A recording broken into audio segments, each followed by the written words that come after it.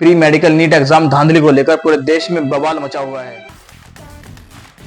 वैसे तो इस साल 24 लाख छात्रों ने यह एग्जाम दिया है, लेकिन बात उन 24 लाख छात्रों की नहीं है, बात देश के उस हर एक छात्र की है जो ये उम्मीद करता है कि उसे फेयर चांस मिले किसी भी अच्छे कॉलेज में एडमिशन लेने के लिए। बात देश के उस हर एक बच्चे की है जिसे ये लगता है कि मेहनत करके पढ़ाई करने से उसे एक अच्छा भविष्य मिलेगा। दोस्तों, हम सब जानते हैं कि हमारे देश में बच्चों पर वैसे ही बहुत प्रेशर रहता है, एग्जाम बहुत टफ है, कंपटीशन बहुत टफ है। देश में अच्छे कॉलेजों की सख्त कमी है और उन अच्छे कॉलेजों में सीटों की सख्त कमी है और इन सीटों के लिए जो एग्जाम कंडक्ट करवाए जा रहे हैं, अगर वो भी ढंग से नहीं करवाए जाएंगे तो क्या उम्मीद रह जाएगी देश के भविष्य के लिए, क्या उम्मीद रह जाएगी देश के फ्यूचर के लिए। पेपर का लीक हो जाना या खराब तरीके से कंडक्ट करवाना पिछले कुछ सालों से आम बात बन चुकी है। पिछले महीने पटना पुलिस ने 13 लोगों को गिरफ्तार किया था पेपर लीक हो जाने जुर्म में। ये लोग 30 से 50 लाख रुपए चार्ज कर रहे थे हर एक छात्र से पेपर लीक के लिए। और यहाँ तक बात नहीं रुकी, गुजरात के अंदर पूरा रैकेट बस्ट किया गया। एक एजुकेशन कंसल्टेंसी ओनर, एक टीचर और बीजेपी नेता साथ मिलकर छात्र से 10-10 लाख रुपए चार्ज कर रहे थे उस लीक पेपर के लिए। आज के टाइम में पेपर लीक हो जाना आम बात बन चुकी है। द इंडियन एक्सप्रेस इन्वेस्टिगेशन ने बताया पिछले 5 सालों में 41 अलग अलग पेपर लीक पेपर देखने को मिले हैं और जिनकी वजह से 1.5 करोड़ जॉब सीकर की जिंदगी पर असर पड़ा है। कितनी बार प्रोटेस्ट देखने को मिले इन लीक पेपर को लेकर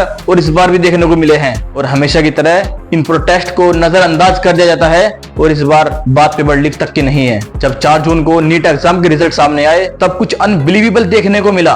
एक बड़े स्केल पर किया गया स्कैम इसको कहा जा रहा है। इमेजिन करो छात्र पर क्या बीतती होगी। एक 16-17 साल का लड़का दिन रात मेहनत करके पूरा साल भर लगाता है इस एग्जाम की तैयारी के लिए और फिर ये स्कैम की खबर सुनने को मिलती है, सारी मेहनत पर पानी फिर जाता है। नीट यूजी का एग्जाम देश भर में कराया जाने वाला एक इकलौता एग्जाम है। इससे पहले AIPMT का टेस्ट हुआ करता था, All India Pre Medical Test. लेकिन जब AIPMT का टेस्ट हुआ करता था तो बहुत सारे मेडिकल कॉलेज और अलग अलग स्टेट्स प्री मेडिकल एग्जाम करवाते थे। इन सभी एग्जामों को एक एग्जाम से रिप्लेस करने के लिए नीट यूजी इंट्रोड्यूस किया गया। शुरुआत में कई सारे स्टेट्स ने इसके खिलाफ प्रोटेस्ट भी किया, लेकिन 2016 में जाकर नीट का पहला एग्जाम कंडक्ट करवाया गया। पहले 3 सालों के नीट के एग्जाम CBSE के द्वारा कंडक्ट कराए गए, लेकिन 2019 के बाद इस एग्जाम को कंडक्ट करवाने की जिम्मेदारी NTA को दी गई। NTA नेशनल टेस्टिंग एजेंसी, यह एक ऑटोनोमस एजेंसी है जिसको नवंबर 2017 में एस्टेब्लिश किया गया। वैसे तो इस एजेंसी को इस उम्मीद से बनाया गया था कि इसके पास अपना इंडिपेंडेंस होगा, छात्रों को एग्जाम में इंडिपेंडेंस देखने को मिलेगा, छात्रों का मनोबल बढ़ेगा। लेकिन हुआ कुछ इसका उल्टा। जो इतने लीक पेपर देखने को मिल रहे हैं, आज लोगों का सारा गुस्सा इस NTA की तरफ देखने को मिल रहा है। क्या कारण है इसके पीछे, आइए थोड़ा गहराई से समझते हैं। कुछ मुद्दे हैं जिनकी वजह से लोगों का गुस्सा NTA की तरफ देखने को मिल रहा है। नंबर 1, जहां हर साल 1 या 2 टॉपर्स निकलते हैं, वहीं इस साल 67 टॉपर्स निकले हैं और सभी को 720 मार्क्स मिले हैं। मुद्दा नंबर 2, इस बार के मैक्सिमम टॉपर्स एक ही सेंटर से निकले हैं। नंबर 3, परीक्षा से पहले कई सेंटर्स पर पेपर लीक होने की खबर भी आई। नंबर 4, कुछ छात्रों का कहना है कि कुछ खास सेंटर पे ही ग्रेस मार्क्स दिए गए, जबकि लीक पेपर तो कई सेंटर्स पर हुए थे। इशू नंबर 5, 2 छात्र जिनकी रैंक 68-69 आई है, उन्होंने 719 अंक प्राप्त किए, जबकि नीट की मार्किंग प्रणाली के हिसाब से ये अंक संभव नहीं है। और जब NTA से पूछा गया तो उनके कुछ ऑफिसर्स ने जवाब दिया कि कुछ परीक्षा केंद्रों पर सेंटर्स पर पेपर देर से बांटे गए थे और उस टाइम की भरपाई के लिए उनको ग्रेस मार्क्स दिए गए, उसके कारण उनको 719 अंक प्राप्त हुए। और इन सब के बावजूद 15 मई को एग्जाम कंडक्ट करवाया जाता है।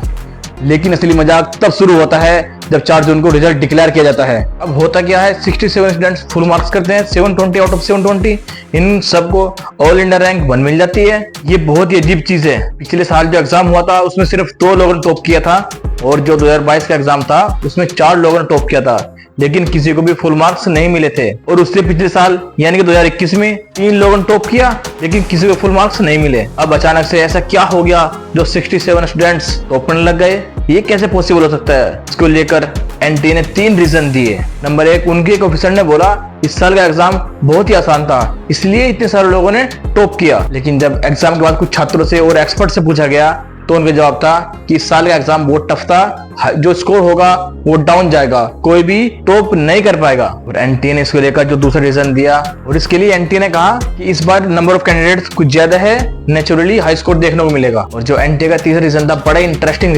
रीजन था, उन्होंने बोले इतने सारे टॉपर्स इसलिए हैं, जो 67 छात्र हैं उनमें से 50 छात्रों को ग्रेस मार्क्स दिए गए और इन 50 में से 44 को ग्रेस मार्क्स इसलिए दिए गए क्योंकि उनकी आंसर की में कुछ डिस्क्रिपेंसी थी।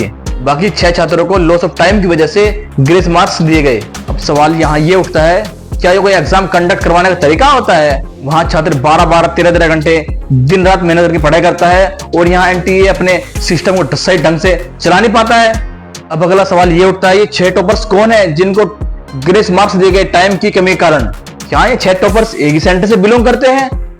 ये 6 टॉपर्स उन 1563 बच्चों का हिस्सा है जिनको ग्रेस मार्क्स दिए गए टाइम की कमी के कारण। इनमें से 2 छात्र ऐसे हैं जिनको 718 और 719 आउट ऑफ 720 में से मार्क्स दिए गए और ये मार्किंग प्रणाली के हिसाब से संभव नहीं है, इम्पॉसिबल है, क्योंकि या तो आपको सही जवाब के +4 मार्क्स मिलेंगे या गलत जवाब के -1 मार्क्स मिलेंगे। नॉर्मल कंडीशन में इस एग्जाम का रिजल्ट 716 आ सकता है या 715 आ सकता है। 718, 719 तो पॉसिबल है ही नहीं। ये 2 छात्र जिसको 718, 719 मार्क्स मिले, ये भी उस झज्जर सेंटर के हैं जिससे 6 टॉपर्स निकले हैं। और जब एनटीए से पूछा गया आपने ग्रेस मार्क्स क्यों दिए, तो उनका जवाब था कहीं पिटीशन फाइल की गई थी 2024 के छात्रों के द्वारा पंजाब और हरियाणा कोर्ट के सामने। उन छात्रों का कहना था कि उनको एग्जाम के समय लॉस ऑफ टाइम देखने को मिला है, इसलिए उनको ग्रेस मार्क्स दिए गए हैं। ग्रेस मार्क्स देने के लिए उन्होंने सुप्रीम कोर्ट 2018 की एक जजमेंट का इस्तेमाल किया। उस जजमेंट के अनुसार एक स्टैंडर्ड मेथड को नॉर्मलाइज करके कैलकुलेट किया जा सकता है कि उस टाइम के लिए कितने ग्रेस मार्क्स दिए जाने चाहिए। लेकिन यहाँ पर बात 2018 की थी, लेकिन ये जजमेंट CLAT लॉ के एग्जाम को लेकर थी। इस जजमेंट को इस कैटेगरी में लिखा गया था, यानी कि ये क्लियरली लिखा गया था कि जजमेंट का इस्तेमाल मेडिकल और इंजीनियरिंग एग्जाम के लिए नहीं किया जा सकता है। अब यहाँ ये सवाल उठता है कि एनटीए ने इसको कैसे इस्तेमाल कर लिया, एग्जैक्टली कितने ग्रेस मार्क्स दिए गए यहाँ पर? अगर सही में लॉस ऑफ टाइम देखने को मिल रहा था तो 10-20 मिनट क्यों नहीं एक्सटेंड कर दी गई? ग्रेस मार्क्स का सिस्टम क्यों इस्तेमाल किया गया? तभी तो लोग यहाँ आरोप लगा रहे हैं कि करप्शन हुआ है और ये स्कैम है। और बात यहाँ खत्म नहीं होती। IMA के जूनियर डॉक्टर नेटवर्क ने एक और मुद्दा उठाया कि रिजल्ट डिक्लेयर होने से पहले एनटीए एक OMR शीट को रिलीज करता है, जो कि बेसिकली एक आंसर शीट होती है जहां पर छात्र अपने MCQ के आंसर फिल करता है। ये इसलिए किया जाता है कि ताकि छात्र को फेयर आइडिया मिल पाए कि उनका स्कोर क्या होगा।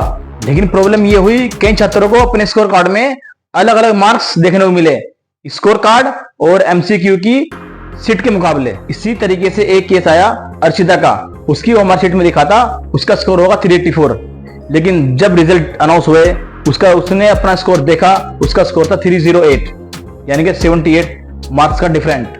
एक और छात्र शोएब ने कहा कि उसकी OMR शीट में और उसके रिजल्ट में 10 अंकों का डिफरेंट देखने को मिला है। इतनी सारी प्रॉब्लम थी और इतनी सारी प्रॉब्लम होने के बावजूद रिजल्ट को 10 दिन पहले डिक्लेयर किया जाता है। और ये कोई रैंडम 10 दिन नहीं थे, स्ट्रेटेजिकली उसी दिन नीट एग्जाम के रिजल्ट को डिक्लेयर किया गया जिस दिन इलेक्शन 2024 के रिजल्ट आ रहे थे, जिस दिन सारा मीडिया इलेक्शन को कवर करने में बिजी था और इलेक्शन के शोर शराबे में यहाँ पर एक बड़े स्कैम को छिपाने की कोशिश की जा रही थी। सवाल तो बहुत सारे हैं और लेकिन अब तो सुप्रीम कोर्ट भी एनटीए से जवाब मांग रहा है।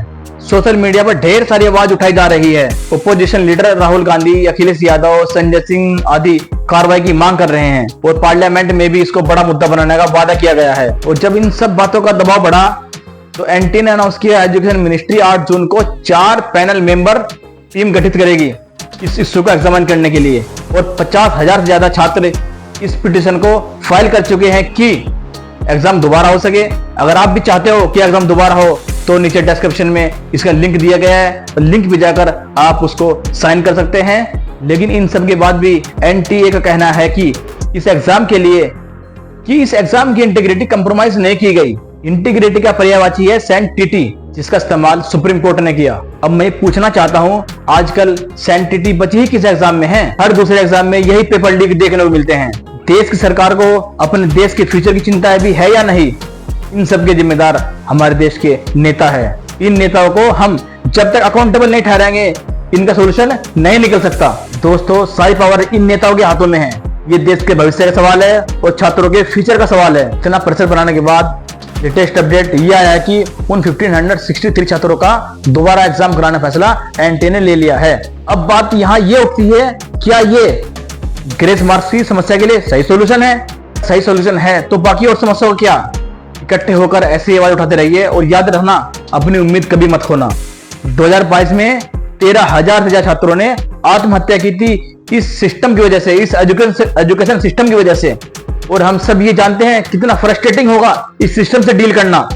लेकिन ये भी याद रखना, एक एग्जाम सब कुछ नहीं होता, एक एग्जाम आपकी जिंदगी तय नहीं करता। इसलिए अपना हौसला कभी मत खोना, हमेशा मजबूत रहना और अपना ख्याल रखना। धन्यवाद।